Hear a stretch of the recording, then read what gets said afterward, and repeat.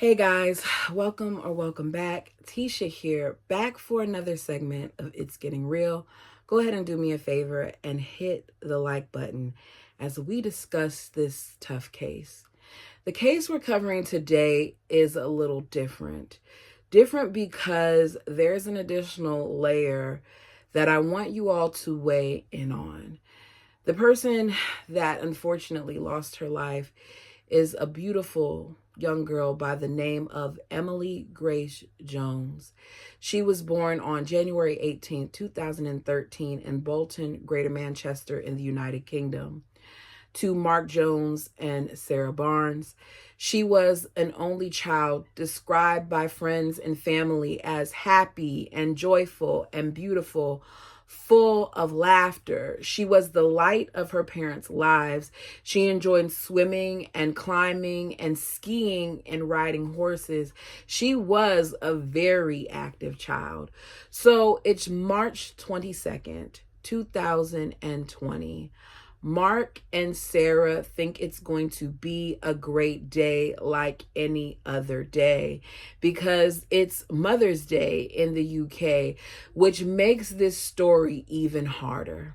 So 7-year-old Emily wakes up and gives her mother a card as the family eats breakfast, does their normal activities, and decides that it's such a beautiful day that they should go to their local neighborhood park. That park is called Queen's Park. Now, Queen's Park is a beautiful park, described as a Victorian 22-acre park that is said to be one of the nicer parks in the area. It has a playground and an outdoor gym and a cafe, and there are animals there. Families go there all the time. It's a safe space, or at least it's supposed to be. So Emily and her parents head to the park with the scooter. This isn't anything new. They do it all the time. Most of the time when Emily's there, she'll be on her scooter and she'll ride from one end of the park to another as her parents follow her. So they get to the park. Sarah, her mom, decides that she's gonna jog while Emily decides that she's gonna go with her dad. So he's watching and following from behind as she rides her scooter. They head to this area of the park called Promenade Terrace. Promenade Terrace is a nice area of the park where there are various benches placed along the path for guests to sit and watch and enjoy. There's a clear view of the playground. There's also a view of the pathway that people ride and jog and do various things.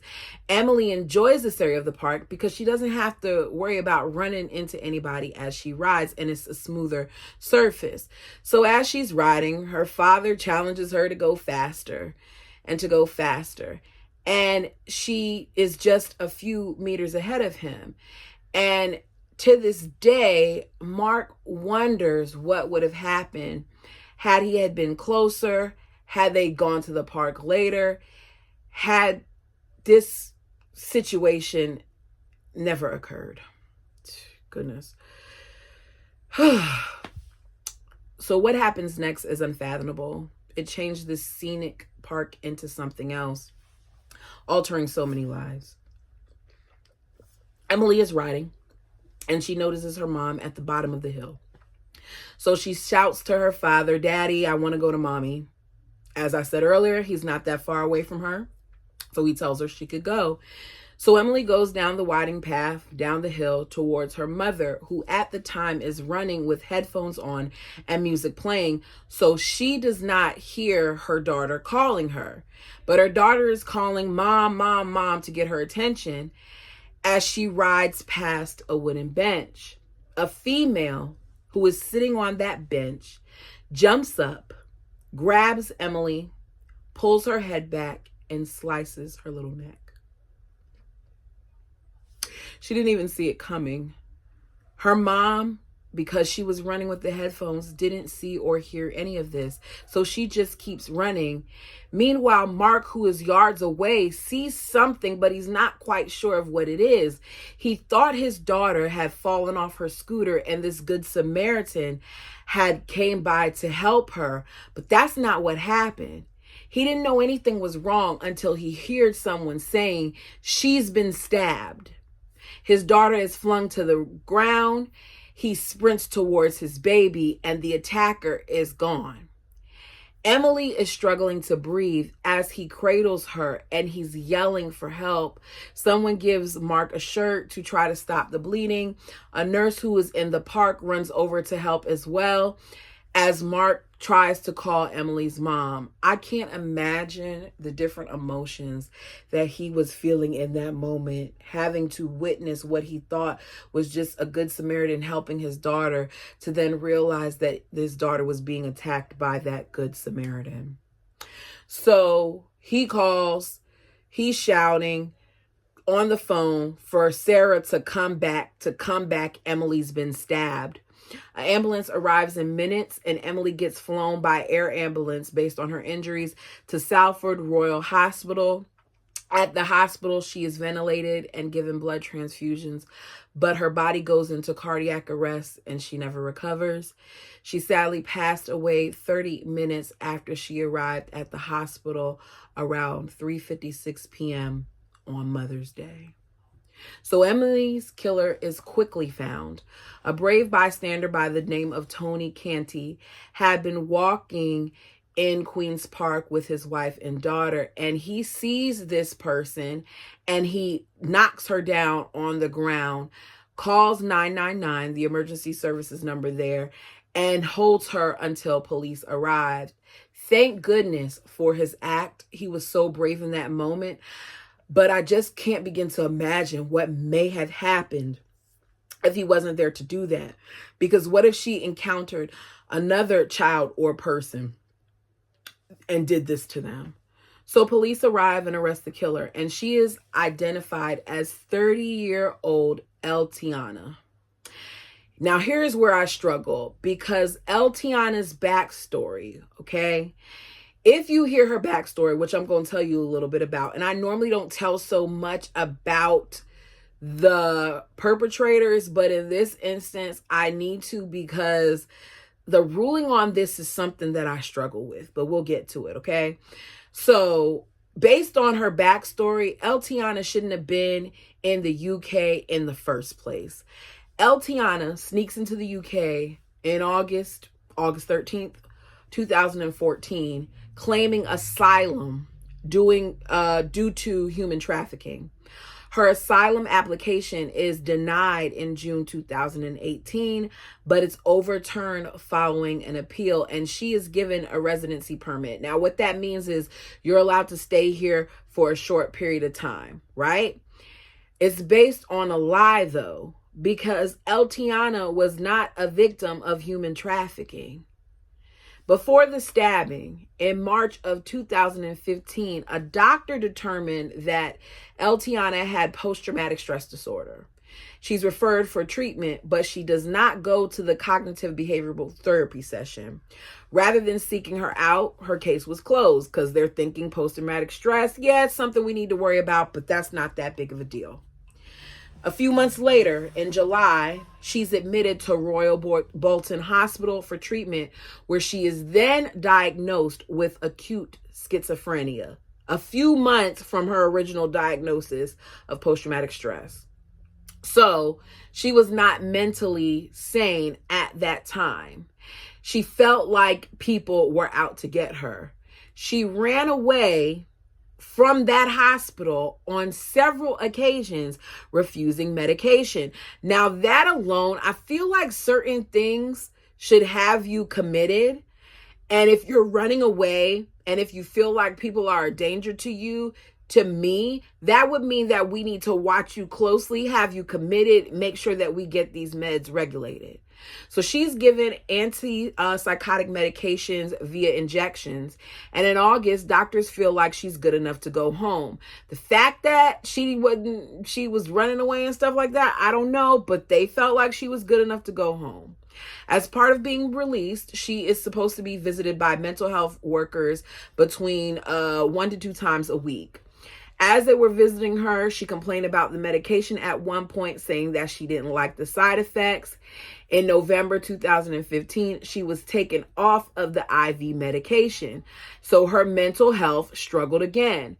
She tells doctors at the hospital in December that she was having auditory hallucinations on a daily basis. I don't know. If you tell me something is happening like that daily, then we have a problem, because you're hearing someone tell you something that isn't true. So you tell doctors that you're hearing things on a daily basis. In January 2017, she refuses to let her care coordinator that's supposed to be checking on her come into her property. And her sister is notified. Her sister says, you know what? I'm concerned. Let's get somebody there to visit. But before somebody can visit her, something else happens. Eltiana's mother visits. She finds her daughter trying to hurt herself. She attacks her mother, ends up stabbing her mother. She's arrested and detained under the Mental Health Act, but she once again leaves the hospital without permission. I mean, are y'all not looking into her folder? Do you not see that this is a thing that she continues to do, that she gets checked into the hospital and she leaves? What's going on with y'all security that she's able to just leave like this and do what she wants? So when she leaves the hospital, she shows up at an associate's house at 5 o'clock in the morning, demanding to speak to that associate's 13-year-old daughter. She has a knife in her hands. Now, the associate, friend, whatever you want to call her, is smart enough that they're not letting Eltiana in that house. They end up calling the police. She is returned to the hospital by police, and she is deemed fit for release later on. After all of that, I don't understand how after a couple of days of her being in the hospital, they deem her fit for release when she's shown on multiple occasions that she does not stick with her regimen or something like that, because why is she having these auditory hallucinations? But they feel like she's okay and they release her.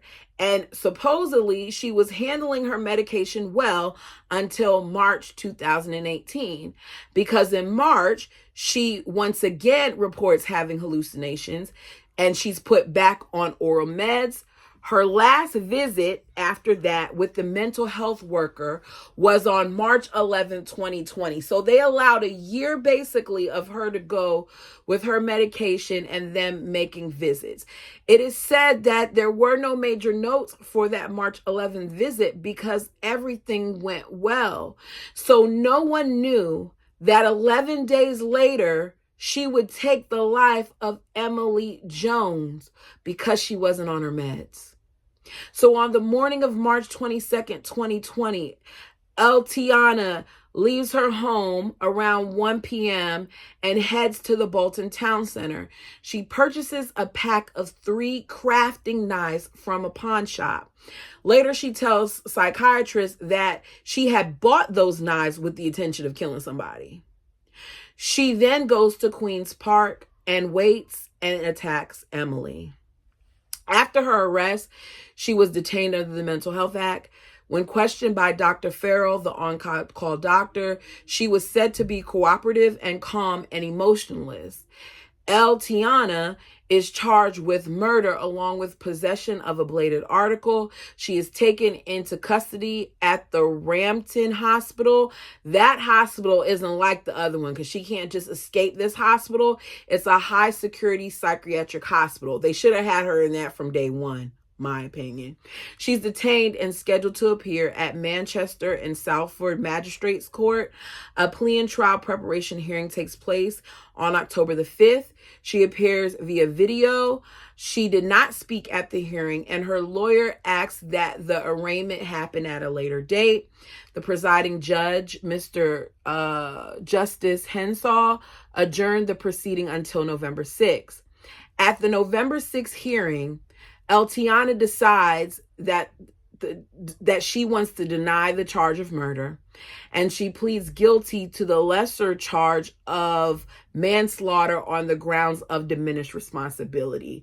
I just really have a problem with the fact that she admitted to psychiatrists that she went to seek out to kill someone, and they're calling it manslaughter. In my opinion, whether you hear voices or not, I don't think that that's acceptable, especially because This has been an ongoing problem for her, and she made the conscious decision to get off her medication. If you disagree with me, that's fine.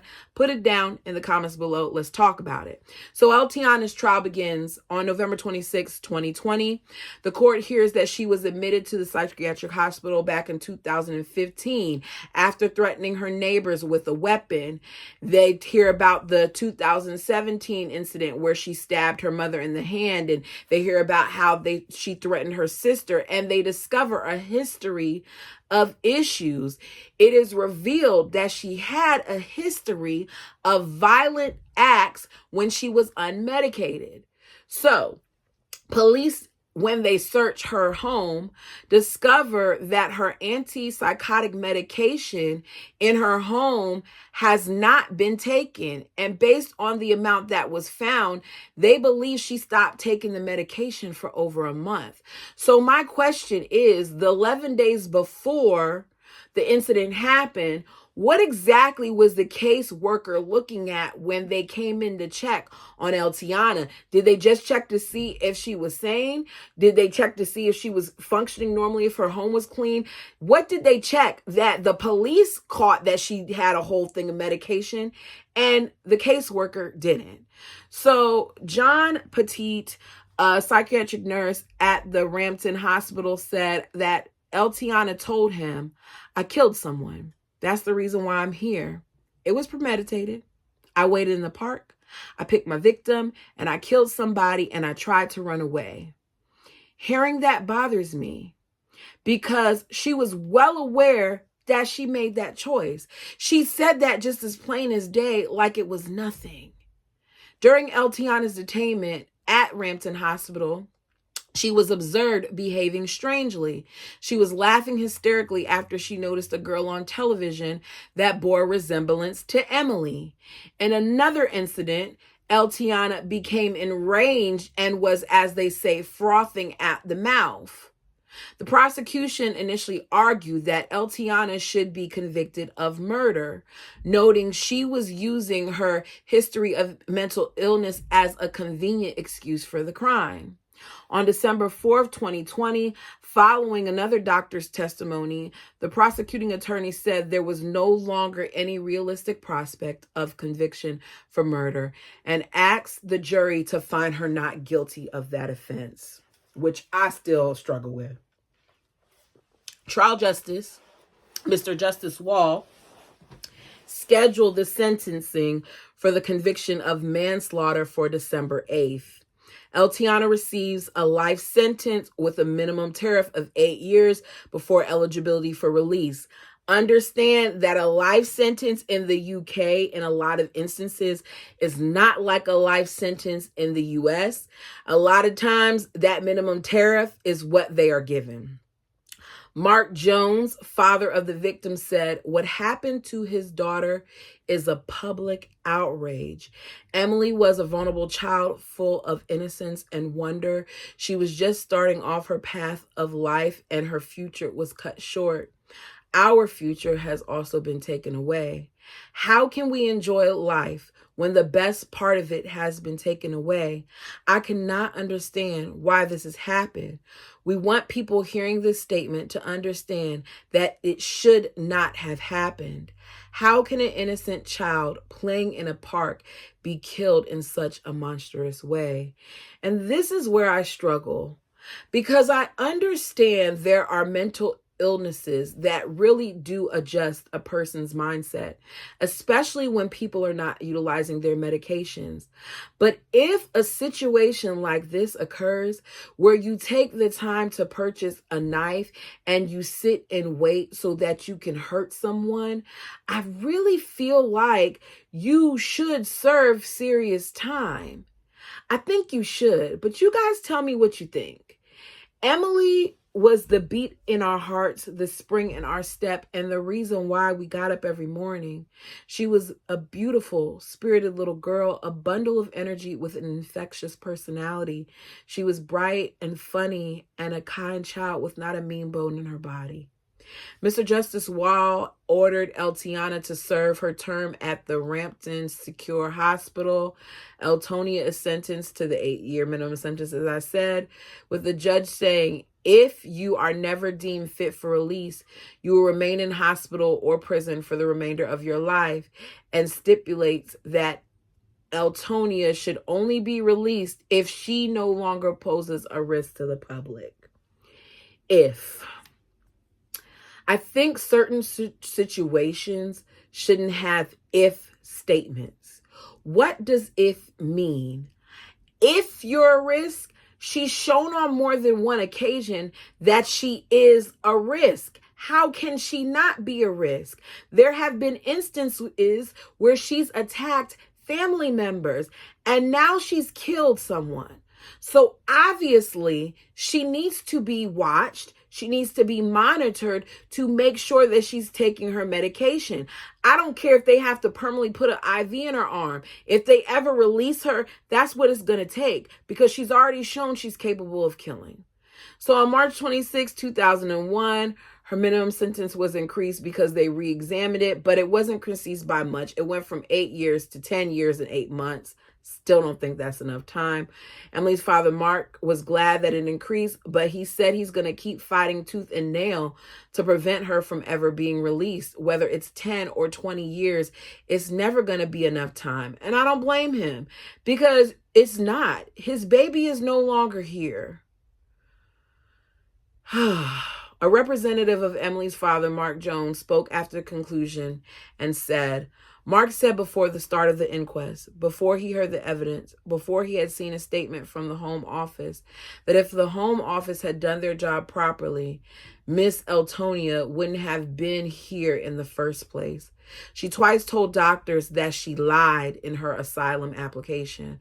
She twice told doctors and police that she wanted to go home in 2015 and 2017. I don't understand why, if she said that, they didn't let her go home. I don't. Because you're lying on your paperwork. Go. The Home Office offered no explanations as to why they ignored important clues in her. Greater Manchester Mental Health had handled Eltonia differently. The GMMH conducted an internal review and concluded that it could not have foreseen the attack. Mark Jones said the internal review was inadequate, and he's pretty disgusted and feels it to be disgraceful, to be honest, because they outline all these failings, and there were a lot. And at the end of the finish line, after all their failings, they said, we think the attack on your daughter was unpreventable, which is ridiculous. I think he's right. I don't know if they could have seen that she would do this, but they knew she was capable of attacking people. And they should have been watching her a lot more closely. For you to come once a week, for you to not having her where it's mandatory that she takes medication or she's put away, something should have been done.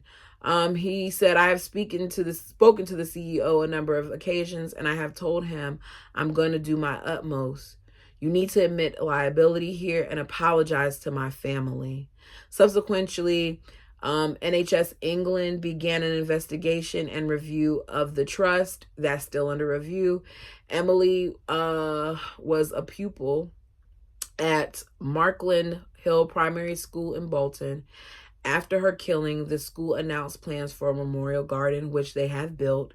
They reached their fundraising target in 12 hours. They wanted £5,000. They got 11,000 within 12 hours. We want a lasting legacy for this little girl who was taken so soon, so quickly, and so tragically.